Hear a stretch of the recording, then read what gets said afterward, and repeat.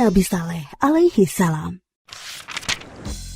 Setelah Nabi Hud, keluarga serta pengikutnya hijrah ke Hadramaut. Mereka membentuk kehidupan baru di sana dalam suasana keimanan yang tinggi.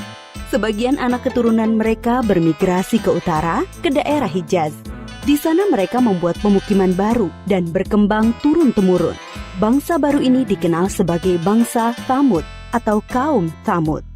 Secara silsilah keluarga, kaum Thamud berkerabat dengan kaum Ad. Mereka berasal dari satu kakek buyut, yaitu Iram cucu Nabi Nuh. Maka tak heran jika kaum Thamud mirip dengan kaum Ad. Mereka orang-orang yang diberi kecerdasan tinggi oleh Allah Subhanahu wa Ta'ala. Kaum Thamud juga mewarisi budaya dan keahlian bangsa Ad dalam bidang arsitektur. Mereka membuat bangunan megah di tanah datar dan membuat gunung-gunung untuk dijadikan rumah. Kaum Thamud sangat mahir dalam ilmu pahat. Mereka membuat relief-relief yang indah. Kota mereka yang terkenal adalah Al-Hijr. Pengairan, pertanian, dan peternakan mereka berkembang sangat baik, serupa kaum Ad dahulu. Pada mulanya, kaum Thamud menarik pelajaran berharga dari pengalaman buruk kaum Ad. Karena itu mereka beriman kepada Allah Subhanahu wa Ta'ala. Mereka hidup dalam kedamaian dan ketaatan kepada Allah. Tetapi setelah beratus-ratus tahun berjalan, kejayaan membuat mereka menjauh dari ketakwaan kepada Allah. Mereka, terutama pembesar-pembesarnya, mulai angkuh. Penindasan kepada orang-orang miskin dan lemah di antara mereka.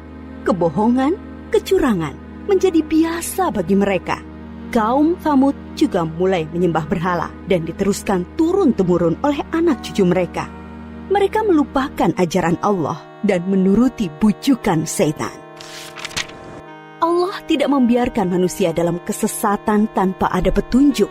Karena itu, Allah memilih Saleh untuk menjadi utusan bagi kaum Thamud. Saleh berasal dari keluarga terpandang di kalangan kaum Thamud. Kecerdasan yang menonjol, rendah hati, dan ramah, pandai bergaul, serta sabar. Bakat kepemimpinannya sudah tampak sejak muda. Saleh disukai oleh kaumnya. Mereka berharap Saleh akan menjadi pemimpin mereka. Setelah menerima petunjuk-petunjuk yang jelas dari Allah Subhanahu wa Ta'ala, Nabi Saleh alaihi salam memulai dakwahnya kepada kaumnya. Hai kaumku, sembahlah Allah. Dialah yang menciptakan kamu dan menjadikan kamu mampu memakmurkan bumi. Dan mohon ampunlah kepada Allah Subhanahu wa Ta'ala atas dosa-dosamu. Takutlah kamu kepada azab Allah. Tetapi kaumnya menjawab, Hai Saleh, kami sungguh kecewa kepadamu. Selama ini kami mengharapkan kau akan jadi pemimpin kami. Sekarang kau melarang menyembah berhala-berhala. Padahal ini adalah warisan nenek moyang kami. Kami tidak mau mengikutimu. Kebanyakan kaum Thamud tidak mau percaya kepada dakwah Nabi Saleh, terutama para pembesar-pembesarnya. Hanya sebagian dari mereka yang menyambut seruannya, terutama dari golongan-golongan miskin dan lemah.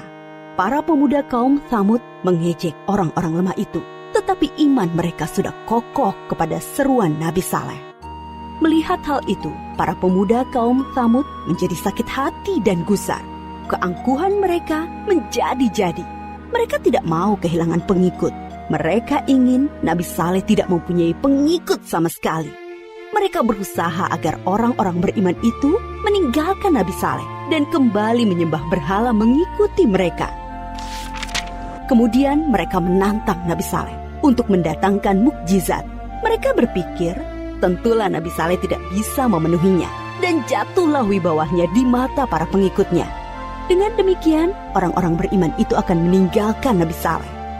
Hai Saleh, jika kau benar seorang nabi, perlihatkan kepada kami mukjizat. Kalau tidak, tentulah engkau pembohong.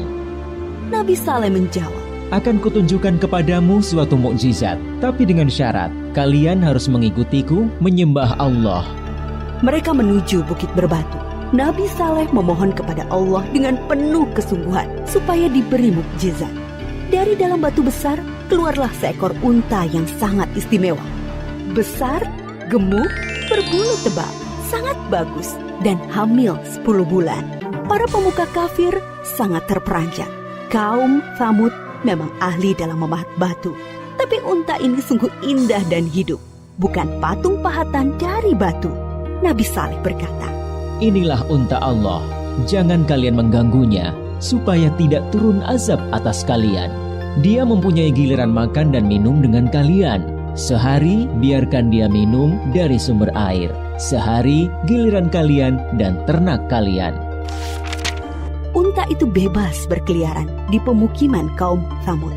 Pada hari di mana unta itu minum dari sumber air mereka, semua ternak menyingkir seolah mempersilahkannya. Air susu unta itu cukup untuk memberi makan banyak orang setiap hari. Siapapun boleh memerahnya, tetapi tidak boleh mengganggunya. Tapi semua ini tidak menjadikan pemuda-pemuda Tsamud beriman kepada Allah dan Nabi Saleh. Sejak itu, pengaruh Nabi Saleh semakin besar. Bertambah kuat keyakinan orang yang beriman. Para pemuda Tsamud semakin cemas. Mereka takut wibawa mereka makin turun dan tidak mempunyai pengikut lagi. Maka mereka mengadakan rapat rahasia untuk menghentikan dakwah Nabi Saleh. Mereka sepakat untuk membunuh unta mukjizat itu. Para pemuda Tsamud menyuruh 9 orang untuk membunuh unta itu.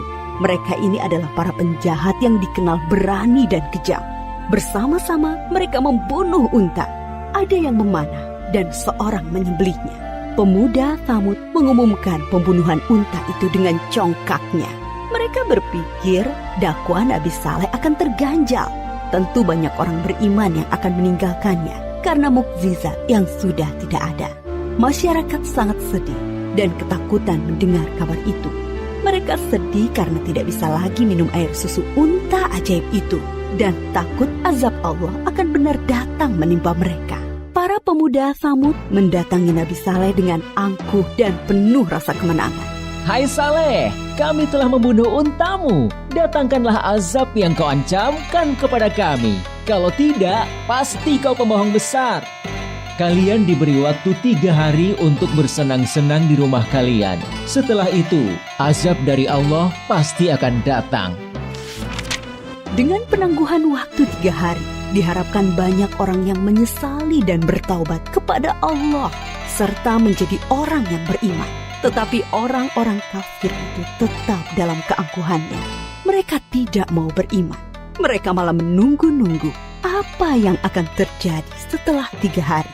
Diam-diam, mereka juga gelisah, takut kalau azab itu benar-benar datang. Akhirnya mereka merencanakan membunuh Nabi Saleh agar azab itu tidak jadi datang. Mereka mengutus kembali 9 orang yang telah membunuh unta untuk membunuh Nabi Saleh. Tetapi niat mereka digagalkan oleh Allah. Ke-9 orang itu mati ditimpa batu dari langit ketika menuju rumah Nabi Saleh. Nabi Saleh dan pengikutnya kemudian hijrah ke Palestina. Menjelang hari datangnya azab, Nabi Saleh sangat sedih meninggalkan Al-Hijr, membayangkan azab Allah akan menimpa kaum satu kampung halamannya. Aku telah menyampaikan kepada kalian ajaran Allah, tetapi kalian tidak menyukai kebenaran. Kemudian Nabi Saleh berangkat menuju Palestina bersama sekitar 110 pengikutnya. Setelah 3 hari berlalu, terdengar suara sangat keras menggelegar dari langit. Petir menyambar dan bumi berguncang karena gempa dahsyat. Semua orang kafir itu mati mengenaskan. Bangunan yang mereka banggakan banyak yang ambruk. Binasalah kaum Tsamud yang durhaka. Sampai saat ini, sisa-sisa pemukiman kaum Tsamud berupa rumah dan gedung dari batu yang dipahat masih bisa dilihat di Saudi Arabia dan merupakan situs bersejarah dunia. Kaum Tsamud dibinasakan oleh Allah dengan azab yang singkat tapi dahsyat. Mereka diazab karena tidak mengesahkan Allah dan tidak mau mengikuti utusan Allah, yaitu Nabi Saleh. Mereka memilih mengikuti syaitan. Dan walaupun yang membunuh unta hanya beberapa orang, tetapi orang kafir yang lainnya merestui. Mereka mendiamkan perbuatan jahat di antara mereka. Kisah kaum Tsamud mengajarkan kepada kita keharusan taat kepada Allah dan Rasul-Nya, serta pentingnya amar ma'ruf nahi mungkar dalam masyarakat, yaitu menyuruh kepada kebaikan dan melarang kemungkaran.